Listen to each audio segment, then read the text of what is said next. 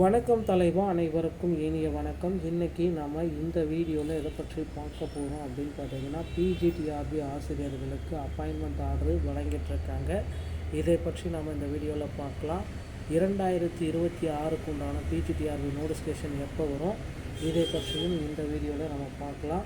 2013 மற்றும் 17 டெட்டில் pass பண்ணதுக்குண்டான posting எப்போ போட போகிறாங்க, தேர்தல் வாக்குறுதிகளை நிறைவேற்றுவாங்களா மாட்டாங்களா என்பதை பற்றி இந்த ஒரு வீடியோவில் ஒரு முக்கியமான தகவலை நாம் இப்பொழுது பார்க்கலாங்க.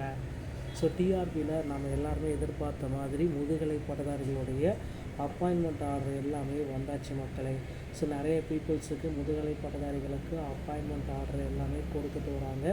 மக்கள் எல்லாருமே எதிர்பார்த்த மாதிரி பிஜிடிஆர்பியுடைய அப்பாயின்மெண்ட் ஆர்டர் ஸோ கிட்டத்தட்ட 1996 பேருக்கு இந்த முதற்கட்டமாக அப்பாயின்மெண்ட் ஆர்டரை கொடுத்துட்ருக்கு வராங்க.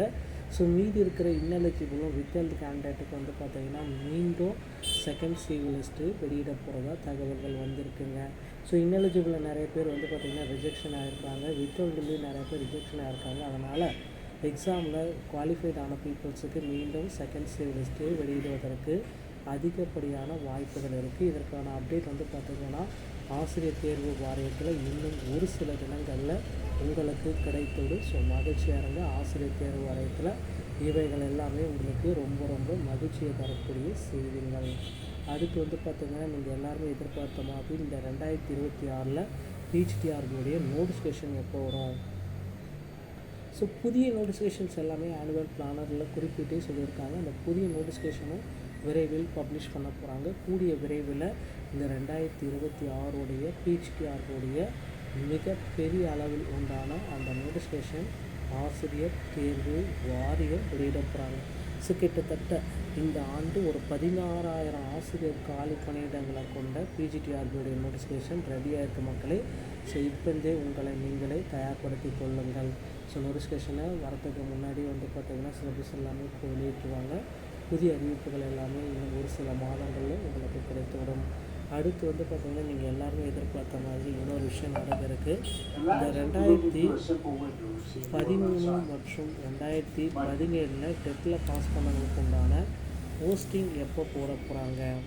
ஸோ 2013 மற்றும் 2017 டெட்டில் பாஸ் பண்ணவங்களுக்கு உண்டான போஸ்டிங்கை எப்பொழுது ஆசிரியர் தேர்வு வாரியம் போட போகிறாங்க.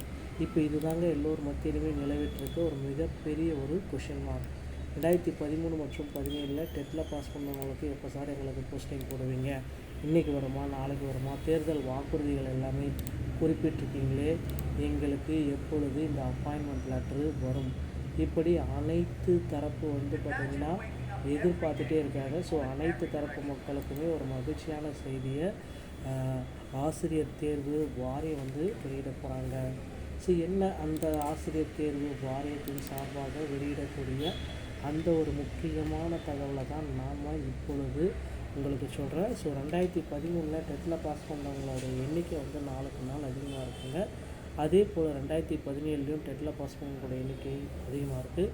தேர்தல் வாக்குறுதிகளில் குறிப்பிட்டு சொல்லிட்டாங்க, நாங்கள் ஆட்சிக்கு வந்தால் 2013 மற்றும் 2017 ஆண்டுகளில் தேர்ச்சி பெற்றவர்களுக்கு டெட்டில் தேர்ச்சி பெற்றவர்களுக்கு உடனடியாக பணி நியமன ஆணைகளை நாங்கள் வழங்கியே தீருவோம் அப்படின்றத குறிப்பிட்டு சொல்லிட்டாங்க.